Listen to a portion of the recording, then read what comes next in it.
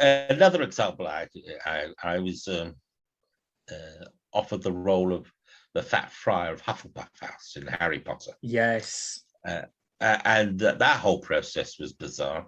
Mm. And there were 4 interviews in the end. Really? Yeah, 4. There were 3 because there were 20 of us originally. Yeah. Got whittled down to 13 and then down to 7 and then the last 3. So there's the main ghosts were contracted to the first 4 films, and we did a lot of work in a 5-week period. And then when it came to the premiere of The Philosopher's Stone, we found we were cut out. I mean, Rick Mail, who was Peeves, the poltergeist, got cut out altogether. But at least I got to cling on for a few seconds at the sorting ceremony. And I joke now that my name in the credits is on screen longer than I am. But it was soul destroying, I must admit. Of course, soul destroying. And I will say I had a bit of a weep in the car on the way home because Harry Potter was this big thing to be associated with. And we had so much publicity beforehand that although I wasn't, no stretch of the imagination was I'm going to say it was going to make me a superstar, but I did think at the time that it would elevate my status. Yeah, of course. And so that was so frustrating. But what I decided from that point was that my acting was going to be my profitable hobby. Yes. So I found other work to do, and when acting came along, I did it. And funny enough, with that mindset, for about 2 years, my hit rate rose. I got about 1 in 2 jobs because I just had this. Well, I'll do this if I get it. I get it. If I don't, doesn't matter. Yeah, it breaks her off, kind of, you know. That's right. And then, of course, Doctor Who came along 10 years later. Anyway, no conventions were interested in me before Doctor Who, but then Doctor Who, and then, of course, through Doctor Who, Harry Potter fans spotted me. You know, in the sense that they were, well, who is this guy? Oh, he was in Harry Potter. And what is absolutely amazing is it doesn't matter whether your role is large or small. It's just the fact you're associated with Harry Potter. Yeah. And you're in. Most of my fan mail from abroad is for Harry Potter. You must come down to a place called Ormskirk. It's quite near Southport. They've got a Harry Potter themed cafe down there that I actually work at the moment called Mandrake's, Wizarding World themed, you know. Mandrake's, yes. Yeah. Oh, well, I must do. Yeah. So, well, I can't remember how this stemmed.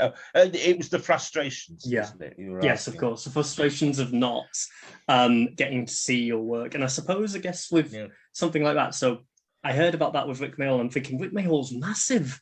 Why did he not get told beforehand? You know what I'm saying? Is there not a dialogue? We did loads of stuff because at the time of filming, John Cleese was nearly headless Nick. But at the same time, he was doing his Q in James Bond. Yes, yeah. And at that time, Bond took priority over Potter. Yeah, of course. So the reason we were around for 5 weeks or so is because we were hanging around waiting for him. But in between, some of us got to do some improvisational sketches with Rick Mayall. Oh my goodness! What was that like? Absolute masterclass, really, and absolute delightful chap. There was no pomposity or thing about him, and he said, "Well, let's try this, that, and the other." And so we practiced a few things, and then when they went to film it, he did completely opposite. Oh, love it. So we were left there. So again, I'd love to see what we've done. Yeah. Just to show I did work with Rick Mayall, but two, I think the fans deserve of course. it, really. Because if you read the first book, Philosopher's Stone, Peeves is so like Rick Mayall anyway. perfect translation to screen on paper. You know? Yes. Absolutely. And then there's the sequence in the book where I think it's in the first book where they actually have like a party of all the ghosts. I think it's in the first one. Yes, and that's the second book. It's the second one, isn't it? Yeah. The Death Day party. But yes, we actually filmed the Death Day party. Really? Or we filmed stuff that we were told was going to be in the Death Day party. Yes. I have to sort of.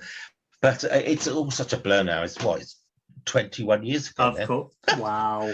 Well, yeah, but it was absolute fun to do. Yeah. I was very nervous, although I didn't get to meet many of the big names because we were a sort of separate unit. Of course. I did get to be in the same airspace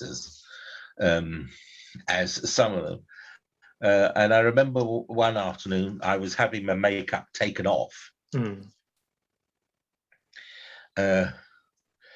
And Zoe Wanamaker came over to me with a bundle of books, just plonked them on the table, and she said, "These are for you." Oh no, apparently these are for you. Plonk. Oh, I said, "What am I supposed to do with these?" And she said, "I think you're supposed to sign them." I said, "What? Me sign them?" This is strange. She said, "Well, you are the Fat Friar," and I sort of looked up at myself in the mirror. And behind me, there was Alan Rickman, who gave a wink and put his thumb up. Oh, wow. That was my sole conversation with Alan Rickman, I'm sorry to say, but that was it. But that's well in my memory box.